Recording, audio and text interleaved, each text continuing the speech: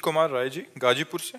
राधे राधे महाराज जी। राधा वल्लभ श्री हरिवंश महाराज जी। महाराज जी, मनुष्य जीवन का लक्ष्य, सत्कर्म और भगवान, इन विषयों के बारे में आपके वचनों से ज्ञान हुआ। आपने मेरा जीवन ही परिवर्तित कर दिया। महाराज जी, राष्ट्र प्रहरी होने का क्या भागवतिक लाभ है? ये मतलब आर्मी में महाराज जी, क्योंकि तन मन और प्राण हम राष्ट्र को समर्पित कर चुके हैं। ऐसे में चिंतन भी राष्ट्र हित कार्यों का अभ्यास जैसे होता है। आप भारत की सुरक्षा में हैं और आप शहीद हो जाते हैं, तो जो बड़ी बड़ी यज्ञों का अनुष्ठान करने वाला स्वर्ग जाता है, कोई साधारण पुरुष स्वर्ग नहीं जाता, तो उसको स्वर्ग लोक की प्राप्ति होगी।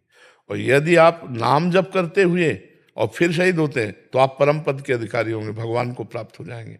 कुछ नहीं करते हैं, केवल राष्ट्र सेवा में समर्पित है, तो इससे आपको स्वर्ग लोक की प्राप्ति होगी।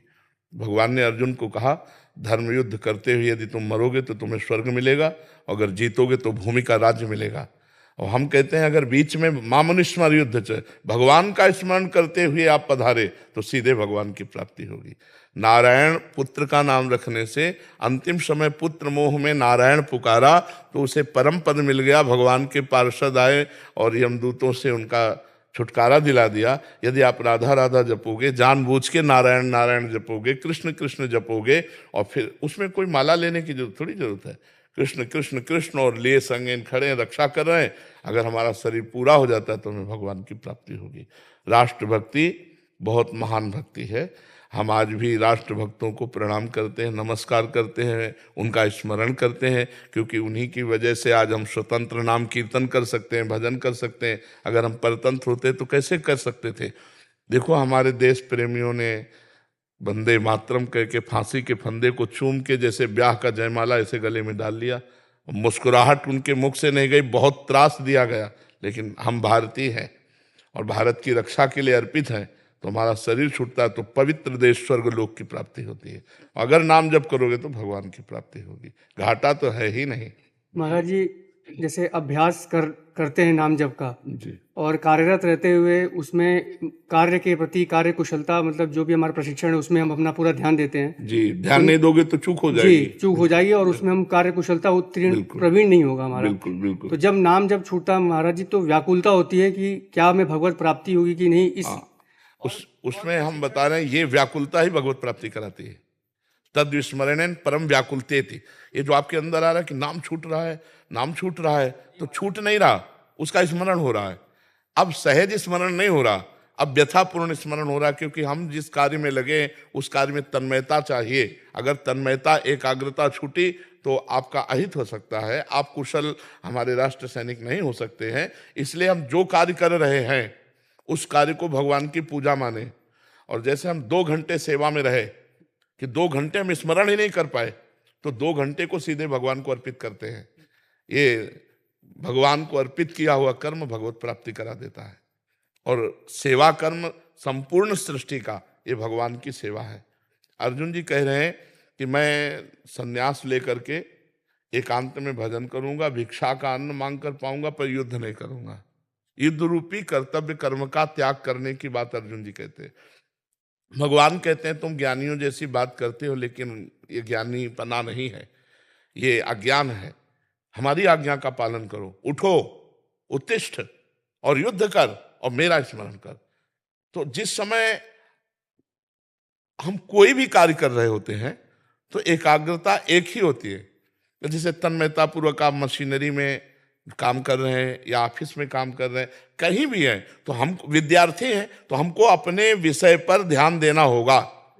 उस समय ध्यान भगवान का छूट जाएगा, उस समय ध्यान छूट जाएगा। लेकिन हमारे अंदर यदि यह व्याकुलता है, आश्रय है कि भजन प्रधान है, तो उस समय भजन ना होने पर भी भजन की स्थिति मानी जाएगी। जैसे बहुत श्रद्धा से सुनना ये बात, जब हम सोते हैं तो 6 घंटे भूल जाते हैं भगवान को, 6 घंटे भूल जाते हैं, तो हमें व्यथा तो नहीं होती, व्याकुलता तो नहीं होती, नहीं होती ना। लेकिन अगर हम सोते समय राधा राधा रटते हुए और हमारे अंदर थोड़ा सा ये है कि यार 6 घंटे आप नींद में चले जाएंगे, तो जितनी देर हम जगे राधा राधा राधा राधा सो गए, अब जगेंगे तो निद्रा समाधि स्थिति, उसका भजन माना जाएगा। हम मूर्छित हो गए तो हमसे भजन होगा नहीं, भगवान का स्मरण होगा नहीं।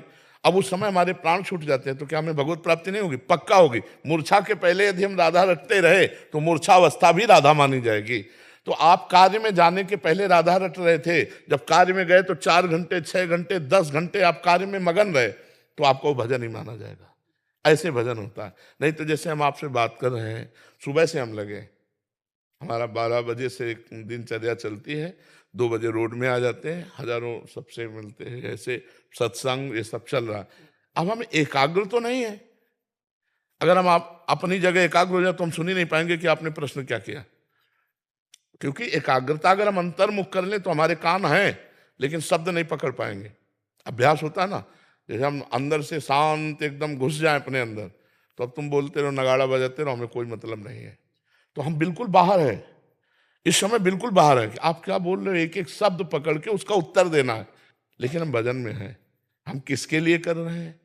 भगवान के लिए कर रहे हैं। हम आपको भगवान मानकर आपसे बात कर रहे हैं कि मेरे भगवान इस रूप में आए और भगवान की चर्चा कर रहे हैं, तो ये कर्म भगवत अर्थ कर्म हुआ, भगवत समर्पित कर्म हुआ। आप 4 घंटे 8 घंटे कार्य करने के बाद एकांत जहां हो, हे भगवान ये कर्म आपके निमित्त आपको समर्पित, उससे भगवत प्राप्ति हो जाएगी। अपने स्वार्थ के लिए जो पाप कर्म किया जाता है वो दुर्गति कराता है।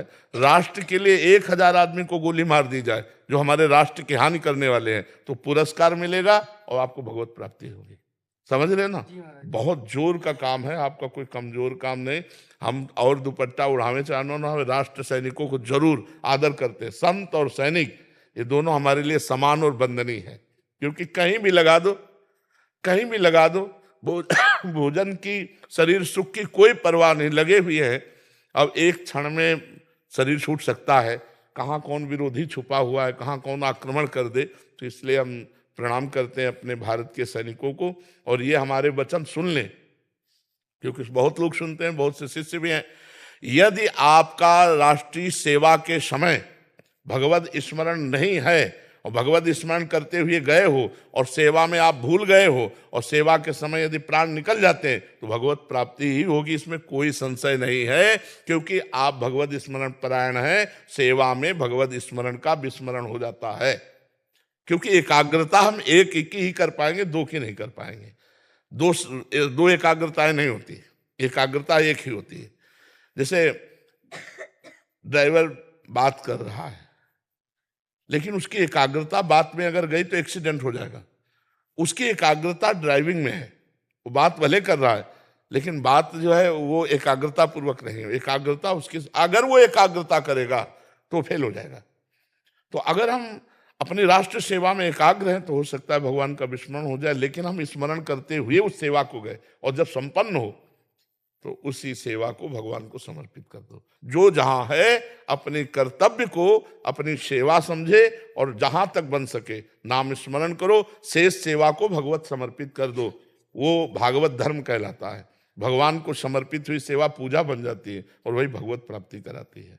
अब हर समय जिनके कोई कार्य नहीं है लौकिक संत महात्मा, वो तो भजन कर सकते हैं, लेकिन हर समय गृहस्थ में हर समय जो सेवारत हैं उनसे भजन नहीं हो सकता। तो उनका सेवा ही भजन है। इसीलिए कर्मयोग बनाया है भगवान ने, ज्ञान योग बनाया है, भक्ति योग बनाया है, अष्टांग योग बनाया है, तो कर्मयोग भी बनाया है। कर्मयोग से सीधे भगवत प्राप्ति है, उसको भगवान को समर्पित कर दो। समझ गए महाराज जी? हमारी जो अर्धांगनियां हैं ये भी एक तरफ से गृहस्थ में रह के हम दूर रहते हैं और हमारे तपस्वी है। बिल्कुल बिल्कुल बिल्कुल। तो जो पति को गति प्राप्त होती है, ऐसी पत्नियों को ऐसी ही गति प्राप्त होती है, यदि वो व्यभिचार परायण ना हो तो। यह शर्त है, क्योंकि अब शब्द ही तो है ना। तो जैसे हम कह रहे हैं कि जो पति की गति होती है वही उस पत्नी की गति होती है जो पति परायणा होती है। अगर वो पर पुरुष रति करती है तो उसकी दुर्गति होगी, वो पति परायणा नहीं मानी जाएगी, वो पति की सदगति के साथ नहीं जाएगी। और जो तप कर रही, तप का मतलब वेग आते हैं, उन वेगों को सह रही है, वो वहां सह रहा है, तो दोनों की एक ही गति होगी।